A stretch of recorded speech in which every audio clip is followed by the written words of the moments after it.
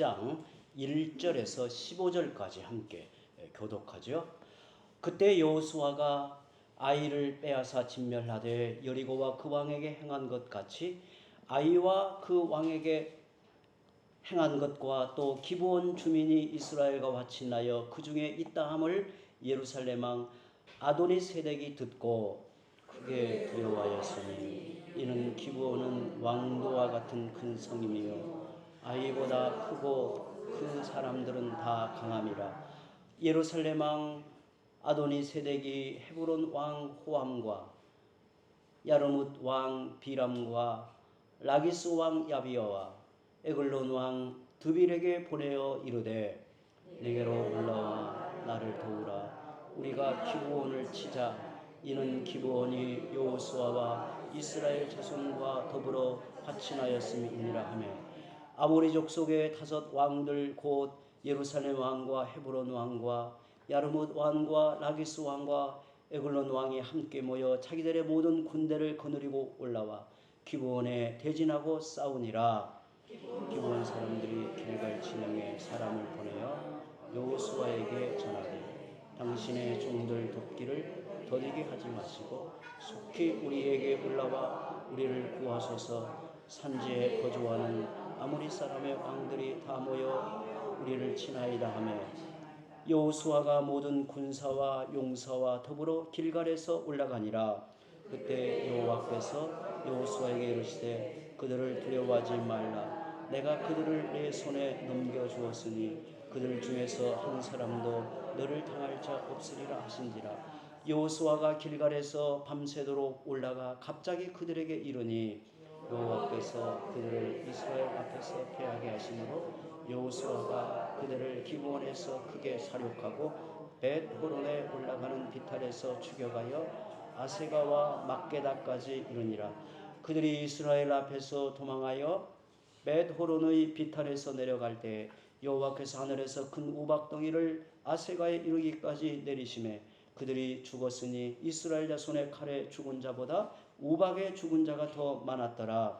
여호와께서 아모리 사람을 이스라엘 자손에게 넘겨주시던 날에 여호수아가 여호와께 아뢰어 이스라엘 목전에서 이르되 태양아 너는 기브온 위에 머무르라. 달아 너도 아얄론 골짜기에서 그리할지어다 하며 태양이 머물고 달이 멈추기를 백성이 그 대적의 원수를 갚기까지 하였느니라. 야살의 책에 태양이 중천에 머물러서 거의 종일토록 속히 내려가지 아니하였다고 기록되지 아니하였느냐. 여호와께서 사람의 목소리를 들으신 이 같은 날은 전에도 없었고 후에도 없었나니 이는 여호와께서 이스라엘을 위하여 싸우셨음이니라. 함께 읽습니다. 여호수아가 온 이스라엘과 더불어 길갈 진영으로 돌아왔더라. 아멘. 고대 로마 역사를 그려낸 로마인 이야기, 한때 유명한 베스트셀러였죠. 이 책에 보면 전쟁에서 패배한 지휘관을 대하는 모습이 나옵니다. 로마인들은 전쟁에서 패한 지휘관이 굴욕적으로 옷을 벗고 물러나는 것을 허락하지 않았다고 합니다. 전쟁에서 패하고 돌아오면 당장 해임하지 않고 다른 전투에 그 사람을 다시 지휘관으로 임명하여 보냈습니다. 겉으로 보면 로마인들이 실패에 대해 매우 관대한 것처럼 보이죠. 그런데 사실은 자기 잘못에 대하여 더 무겁게 책임을 지는 방식이었다고 합니다. 전쟁을 할 때 지휘관이 가장 수치스러운 일은 자기 잘못으로 인하여 잘못된 판단으로 인하여 전쟁에서 패하는 경우입니다. 더구나 자기 실수나 무능함으로 부하들을 사지에 몰아넣거나 그래서 큰 희생을 치르게 되면 자신을 자책하며 죽고 싶은 심정이었을 것입니다.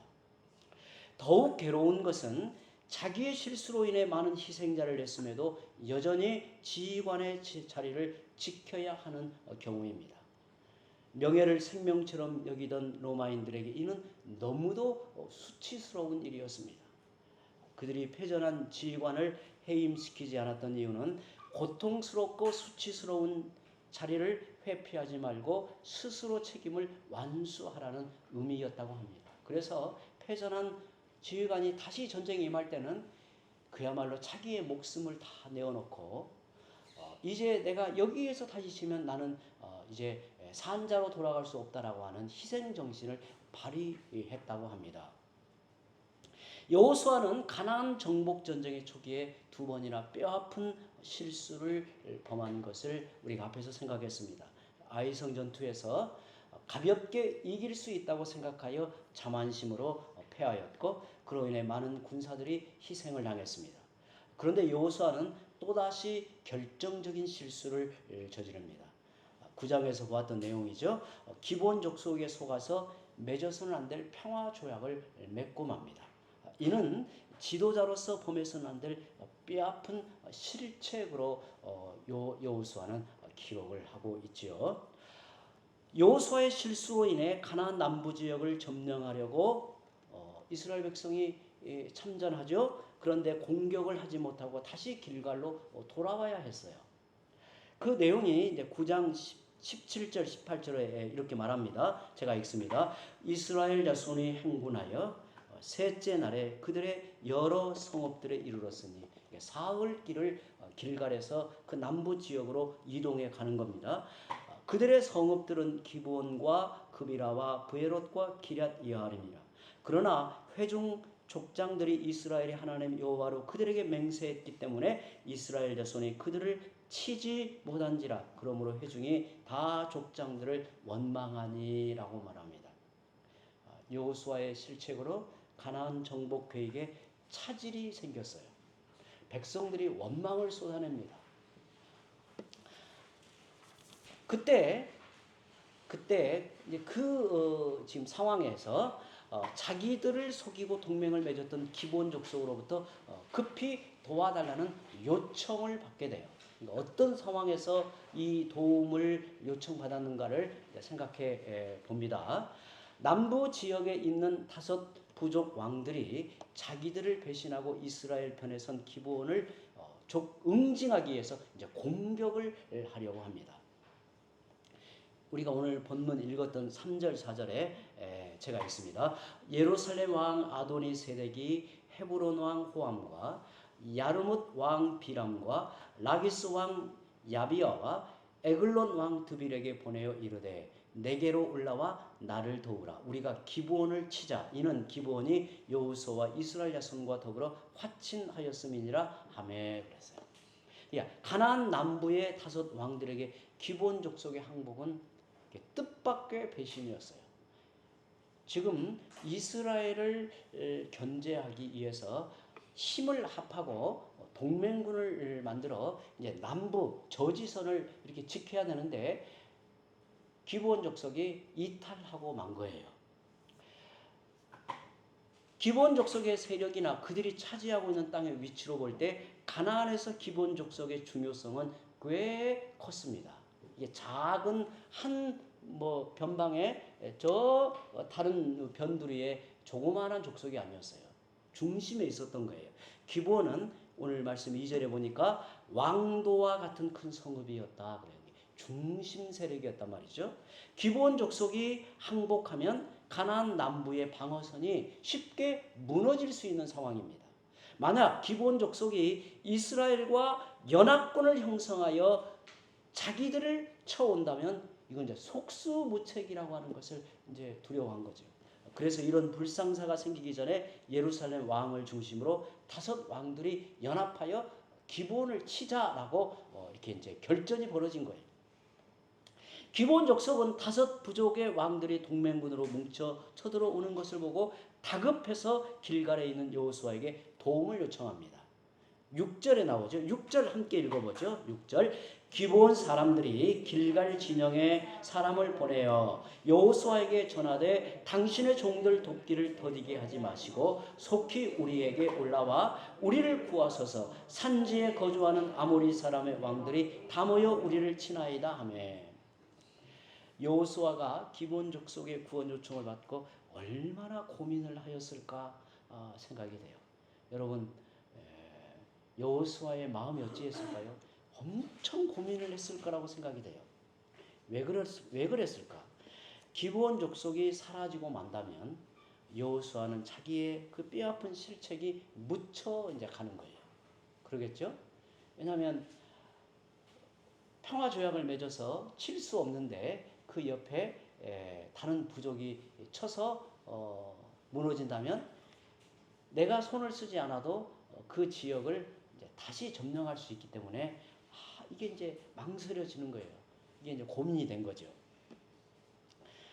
하나님의 이름으로 맹세했기 때문에 자기 손으로 멸하지 못하는데 가나안 5 부족의 왕들이 공격하여 쓸어버린다면 이보다 좋을 수가 없다는 생각을 가질 수밖에 없죠. 또한 여호수아 입장에서도 5 왕들의 연합군을 한꺼번에 상대하는 것은 적잖은 부담이었어요. 지금 이제 기브온을 이제 돕기 위해서 이제 이 참전을 하게 되면 5 이 부족들과 동시에 싸움이 벌어지는 거예요. 이게 이제 이 전쟁이 어마어마한 전쟁으로 이제 확장이 되는 거죠. 여호수아 입장에서는 한 족속 한 족속을 이렇게 쳐서 이렇게 가나안을 정복해 가야 되는데 남부 지역 전체가 이제 함께 결전을 벌이는 상황으로 이제 몰아져 가는 거예요. 몰려가는 거예요. 그 상황으로. 그때 여호수아의 선택이 8절에 나옵니다. 8절에 이렇게 말합니다. 그때 여호와께서 여호수아에게 이르시되 그들을 두려워하지 말라. 내가 그들을 너의 손에 넘겨주었으니 그들 중에서 한 사람도 너를 당할 자 없으리라 하신지라. 여호수아는 자기 잘못을 덮어버리고 싶은 유혹에 넘어가지 않았어요. 인간적으로 이게 슬쩍 자기의 잘못, 이게 실책을 덮고 넘어갈 수 있는 이 유혹을 받았지만 근데 그걸 넘어가지 않았어요. 하나님께 여쭙고 하나님의 명령을 따르는데 이 말씀이 8절로 이제 하나님의 뜻이 전해진 거죠. 그는 하나님의 말씀에 조금도 망설임 없이 이스라엘 군대에 출전 명령을 내렸습니다. 그때부터 이제 오늘 본문의 가나안 정복의 한 이제 역사를 보게 되는데 하나님이 친히 그야말로 이게 초자연적으로 개입을 하십니다. 놀라운 이제 역사가 여기서 벌어져요. 10절을 제가 봅니다. 여호와께서 그들을 이스라엘 앞에서 패하게 하심으로 여호수아가 그들을 기브온에서 크게 사륙하고 벳호론에 올라가는 비탈에서 추격하여 아세가와 막게다까지 이르니라. 영거푸 실수한 상황에서 많이 위축이 되었을 터인데 하나님은 이런 여호수아에게 담대함과 확신을 심어준 거예요. 얼마나 여호수아가 힘을 냈겠어요. 하나님이 함께 하시는 확신을 주셔서 적들을 이기게 하셨다라고 하는 겁니다. 사람들은 잘못하고 죄를 지으면 위축되고 그것을 이렇게 덮으려고 합니다. 이때 여지없이 사탄은 공격하여 죄책감을 주고 우리를 뒤흔듭니다. 우리 신자들도 예수 믿고 은혜의 백성으로 살아가며 의의 백성임에도 불구하고 여전히 죄를 범할 수 있어요. 죄를 범할 수 있단 말이죠. 죄와 싸워 이길 수 있고 죄의 권세가 우리를 사로잡아 옛사람을 부리듯이 할 수 없어요. 그럼에도 우리는 죄를 범할 수 있단 말이죠. 그때 사탄이 우리를 공격할 때는 죄책감을 주고 우리를 뒤흔들어요. 사탄이 아담에게 선악과를 따먹으면 하나님처럼 된다고 속여놓고 그것을 따먹은 후 사탄은 즉시 그 속에 심한 죄책감을 일으켰어요. 이는 예나 지금이나 사탄이 사용하는 수법이고 늘상 먹히는 방법이에요. 아마 우리 성도들, 저도 그렇고 우리 성도들 잘 알고 계시겠지만 죄책감은 덮거나 가린다고 해서 극복되지 않습니다. 우리가 하나님 앞에 지나온 삶을 가만히 생각해 보면 정말 하나님 앞에 정말 죄스럽고 하나님 앞에 얼굴을 들 수 없고 정말 이게 가슴을 치고 통탄하며 은혜를 구하며 하나님 앞에 나아가는 우리 자신의 연약함을 겪잖아요. 그런데 죄책감이라고 하는 것은 이게 덮거나 그냥 시간 지나면 잊어버리겠지 이렇게 가려지는 게 아니에요. 이 죄책감이라고 하는 것은요, 우리의 신앙의 이렇게 일깨워져서 정신을 차리면 그게 이제 나를 이게 옥죄어요. 이게 이제 사탄이 또한 우리를 이렇게 공격하는 거죠. 죄책감을 이기며 사탄의 공격을 이겨내는 길은 단 하나예요. 자신의 잘못을 깊이 깨닫고 뉘우치며 하나님께 나아가는 거예요. 여러분, 이것이 어찌 보면 자신을 돌이켜 뉘우치고 하나님 앞에 통탄히 여기며 하나님의 은혜를 구하며 하나님께 나아갈 때 과연 우리 안에 죄로 인한 상처 또 죄로 인한 이 죄책감을 씻어낼 수 있는가? 씻어낼 수 있는 거예요. 성령이 우리 안에 그렇게 영혼의 새살을 일으키고 새로운 존재의 삶을 일으켜서 이겨내게 만드는 거예요. 이게 바로 하나님의 놀라운 은혜라는 말이에요. 우리의 죄를 사하시는 하나님께 나아가 용서받고 용납을 받는 것입니다. 하나님의 용납을 받을 때 우리는 사탄의 어떠한 정죄도 맞서 우리의 믿음의 승리를 선언할 수 있고 은혜를 입은 자로 담대히 살아갈 수 있는 것입니다. 성령은 죄책감을 능히 이겨내는 말할 수 없는 평안과 위로와 담대함이 우리의 삶을 지켜주시는 거예요. 그래서 하나님의 은혜를 입은 자로 살게 만들어요. 그것 외에는 방법이 없습니다. 죄책감이 있는 사람은 늘 과거에 사로잡혀 살아가지만 용서받은 사람은 자기 잘못을 뉘우치고 극복하며 새로운 삶을 살아가게 합니다. 예수님의 십자가는 죄인들을 향한 용서의 선언입니다. 영원한 선언입니다. 예수님이 친히 십자가에 달려 죽으시고 부활하심으로 죄와 사탄의 권세를 이기셨어요. 죄와 사탄의 권세를 이기셨다는 말은 더 이상 죄와 사탄이 권세를 휘둘러 우리를 지배하거나 우리의 삶을 사로잡을 수가 없어요. 십자가는 정죄를 당하는 자에게 새로운 삶을 주시는 능력입니다. 십자가는 사탄의 지배를 무너뜨리고 거룩한 자녀가 되게 하는 능력입니다. 그리스도를 참되게 믿고 하나님께 나아가면 참된 쉼을 얻습니다. 새로운 인생을 살아가게 합니다. 여호수아가 하나님의 말씀에 순종하여 두려움을 무릅쓰고 그의 위축된 마음을 다시 일으켜 나가 싸울 때 실제로 하나님이 역사하셨어요. 실제로 하나님이 역사하셨어요.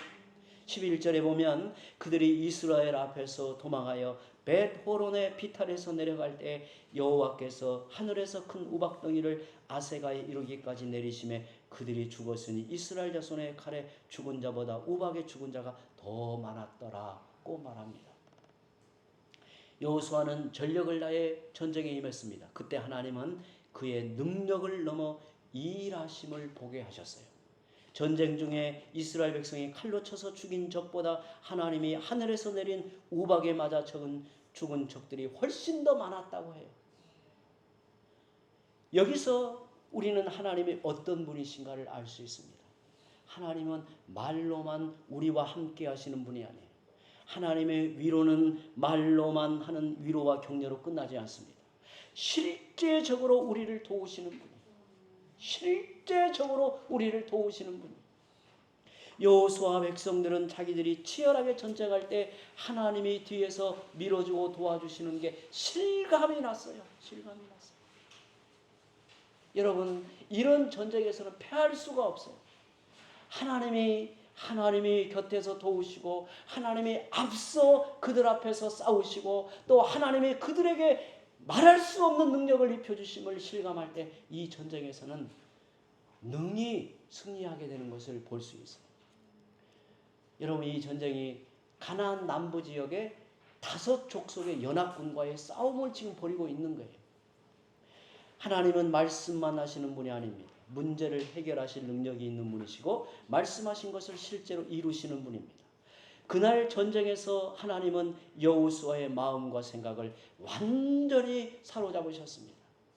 12절에 보면 여호와께서 아모리 사람을 이스라엘 자손에게 넘겨주시던 날에, 지금 아모리 사람이라는 말은 아모리 족속이에요. 그쪽이 다 이 아모리 족속이거든요. 5 이 왕들이 여호수아가 여호와께 아뢰어 이스라엘의 목전에서 이르되 태양아 너는 기브온 위에 머무르라. 달아 너도 아얄론 골짜기에서 그리할지어다. 여러분 이러한 기도를 믿음의 선언을 하나님 앞에 이렇게 요청하여 할 수 있나요? 저는 이 말씀, 이 본문을 읽을 때마다 우리가 만약에 이렇게 믿음으로 충만하다 해도 이렇게 할 수 있나? 할 수 있겠어요, 여러분? 탈곡을 하는데 지금 이게 다 마쳐야 되는데 해가 기울지 않았으면 좋겠다고 하고 해가 멈춰라 그러면 이게 사람들에게 어떻게 들리고 내 자신이 그럴 수 있겠는가? 좀 표현이 탈곡할 때로 비유하기는 어렵지만 여호수아도 마찬가지였어요. 여호수아도 전쟁이 길어지는데 물리쳐야 할 적들이 끝이 없어요.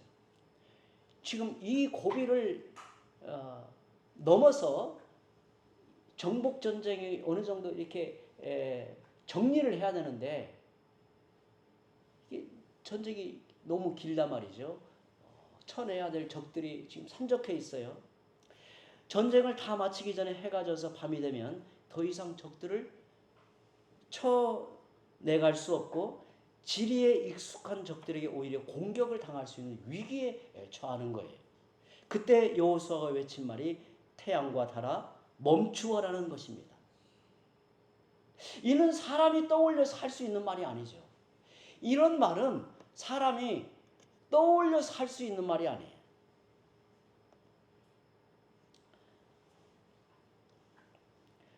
어느 누가 태양을 멈출 생각을 할 수 있습니까?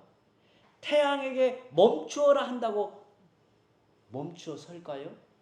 그런데 이 말이 여호수아의 입에서 터져 나왔고 놀랍게도 여호수아의 명령에 하나님이 역사하여 태양과 달이 멈추었다라고 말을 합니다. 13절에 보면 태양이 머물고 달이 멈추기를 백성이 그 대적에게 원수를 갚기까지 하였느니라. 야살의 책에 태양이 중천에 머물러서 거의 종일토록 속히 내려가지 아니하였다고 기록되지 아니하였느냐. 생각해 보면 이것은 여호수아의 뜬금없는 생각도 아니었고 여호수아가 스스로 외친 말도 아니었을 것입니다. 하나님이 여호수아의 생각과 입을 통해서 역사하신 겁니다. 이 전쟁은 하나님의 전쟁이었고 하나님이 여호수아를 통해서 이 전쟁을 이루어 가실 때 여호수아의 생각과 입을 통해 역사하신 거죠. 하나님이 전쟁을 승리로 이끌기 위해서 여호수아를 붙들고 이렇게 초자연적으로 역사하신 거예요. 14절에 여호와께서 사람의 목소리를 들으신 이 같은 날은 전에도 없었고 후에도 없었나니 이는 여호와께서 이스라엘을 위하여 싸우셨습니다. 여호와께서 이스라엘을 위하여 싸우셨습니다. 얼마나 놀라운 역사에는 이렇게 전하고 있는 것입니다. 태양과 달까지 멈추면서 전쟁을 승리로 이끄신 이유는 그 전쟁이 남부의 강대한 5 부족을 한꺼번에 몰아내는 전쟁이었기 때문입니다. 가나안을 점령하기 위해 싸워야 할 어려운 적들을 상대하는 전쟁이었고 가나안 정복을 승리로 이끄는 결정적 싸움이었기 때문에 그래요. 어찌 보면 이제 가나안 정복 역사의 분수령을 넘어가는 아주 결정적인 이 전쟁이었단 말이죠. 우리는 이런 승리가 어디에서부터 시작되었는지 기억해야 합니다. 사실 시작점은 여호수아의 실수였습니다. 여호수아의 실수로 가나안 정복에 큰 차질이 일어날 뻔한 상황이에요. 그런데 여호수아가 자기 잘못을 인정하고 하나님께 온전히 자신을 맡길 때 하나님이 여호수아를 붙들고 사용하셨습니다. 우리가 실수하고 실패했더라도 잘못을 인정하고 하나님께 나아가면 하나님은 전세를 역전시키십니다. 우리의 삶의 위기를 뛰어넘어 전세를 역전시키시는 하나님입니다. 하나님께는 능치 못할 문제가 없습니다. 중요한 점은 하나님께 나아가며 하나님의 말씀을 온전히 듣는 것입니다. 잘못했다고 수치심이나 죄책감으로 하나님에게서 멀어지지 않는 것입니다. 죄책감의 문제는 하나님과의 친밀한 영적 교제가 무언지 서먹서먹하게 문제를 일으키는데 그게 문제예요.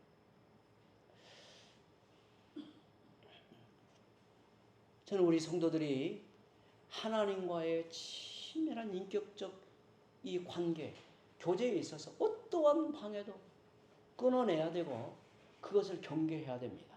사람마다 그게 다를 수가 있어요. 그런데 우리의 이 주님과의 친밀한 교제를 방해하는 결정적인 것은 항상 죄로 인한 이 죄책감의 문제예요.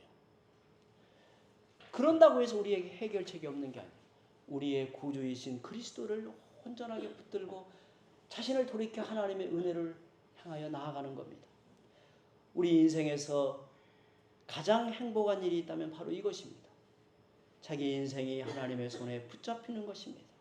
하나님의 손에 붙들려서 역전하는 인생으로 살아가시기를 바랍니다. 우리 함께 이 시간에